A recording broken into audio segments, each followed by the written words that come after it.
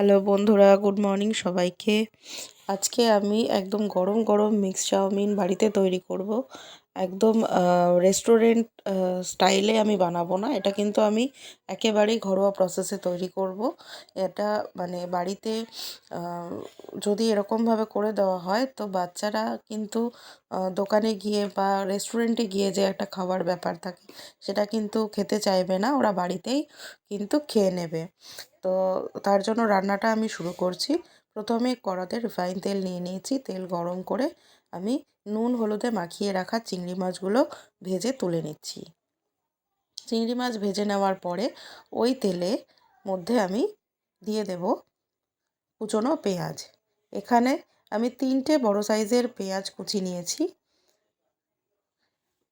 পেঁয়াজটা তেলের মধ্যে একটু ভালো করে ভেজে নেব। নেড়ে চেড়ে পেঁয়াজটা আমি ভাজছি।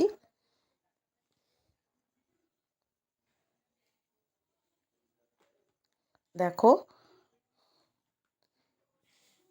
এর মধ্যে আমি দিয়ে দেব খুব সামান্য নুন। নুন দিলে কিন্তু পেঁয়াজটা অনেকটাই মজে যায়, তো আমি নুন দিয়ে পেঁয়াজটা ভাজবো।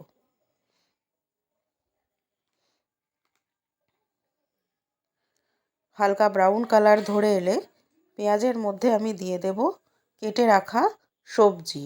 এই সবজির মধ্যে আছে বাঁধাকপি, কুচনো বাঁধাকপি, আছে গাজর, আছে বিনস, আছে ক্যাপসিকাম। ক্যাপসিকামটা আমি পরে দেব। তো এখানে আমি গাজর, বিনস এবং বাঁধাকপি কুচিয়ে নিয়েছি। পেঁয়াজের সঙ্গে আমি সমস্ত সবজি একসঙ্গে ভেজে নেব।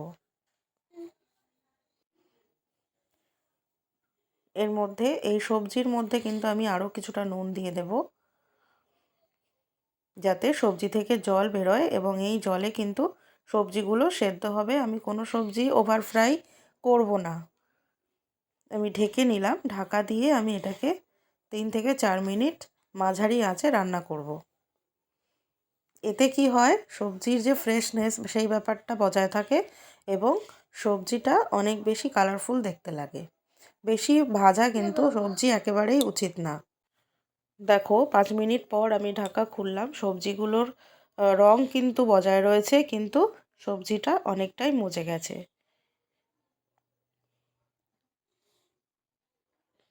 সবজিটা একটু ভাজা ভাজা করে নিয়ে এর মধ্যে আমি দিয়ে দিচ্ছি হাফ চামচ মতো রসুন বাটা।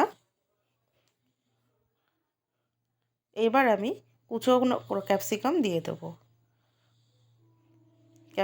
ক্যাপসিকাম কুচি আমি দিয়ে দিলাম। কেউ যদি চাও এর মধ্যে কিন্তু ব্রকলি বা তোমরা অন্য কোনো রকম বেল পেপার যদি ঘরে থাকে সেগুলো কিন্তু ইউজ করতে পারো। আমার কাছে যা সবজি ছিল আমি কিন্তু সেটাই ব্যবহার করেছি। রসুন বাটা আর সবজি ভালো করে একসঙ্গে কষিয়ে নিচ্ছি। আঁচ বাড়িয়ে একদম ভালো করে ভেজে ভেজে এটাকে নিতে হবে। বেশ ভালো করে সবজিটা ভাজা হয়ে গেলে এর মধ্যে আমি একটা ডিম ভেঙে দিয়ে দেবো।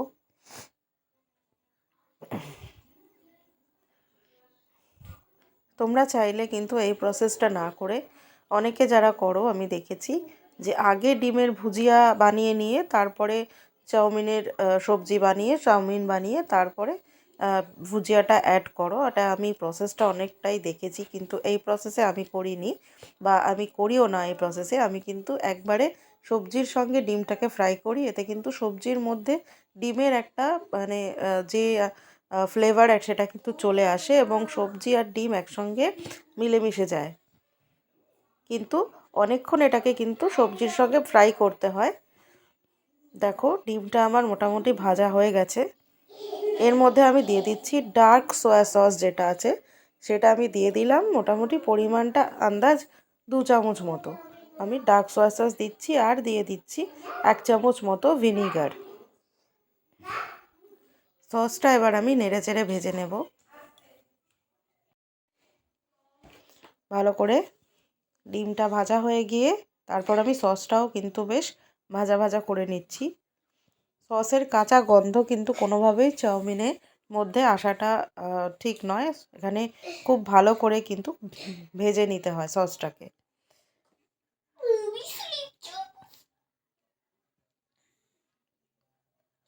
এরপরে হয়ে এলে এর মধ্যে আমি দিয়ে দিচ্ছি পরিমাণ মতো চিনি।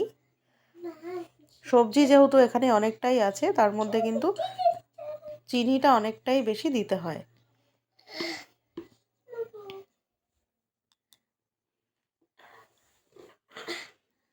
এর মধ্যে আমি দিয়ে দিচ্ছি কষানো মুরগির মাংস। কয়েক টুকরো কষানো বোনলেস চিকেন আমি দিয়ে দিচ্ছি। এইভাবে নেড়ে চেড়ে নেব, আবার কষিয়ে নেব, একসাথে কষিয়ে নিচ্ছি। এরপর আমি দিয়ে দেব সেদ্ধ করে রাখা চাউমিন।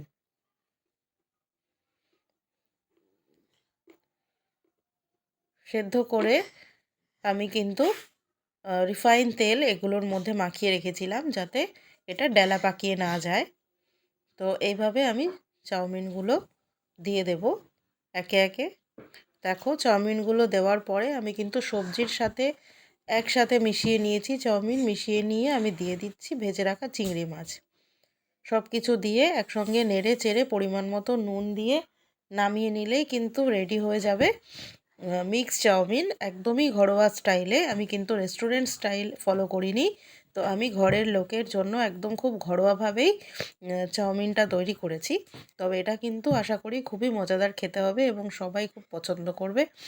আর এখানে আমি টমেটো সস অ্যাড করিনি। এটা কিন্তু আমি যখন সার্ভ করব তখন যে যেরকমভাবে সস নিতে পছন্দ করবে সেইভাবে টমেটো কেচাপ তারা নিয়ে নেবে। তো এভাবেই রেডি হয়ে গেল ঘরোয়া স্টাইলে মিক্স চাউমিন। দেখে নাও রেসিপিটা, ভালো লাগলে একটা লাইক করে দিও, কমেন্ট করে জানিও, আর যারা নতুন বন্ধুরা আছো তাহলে সাবস্ক্রাইব করে দিও। আজকের মতো টাটা।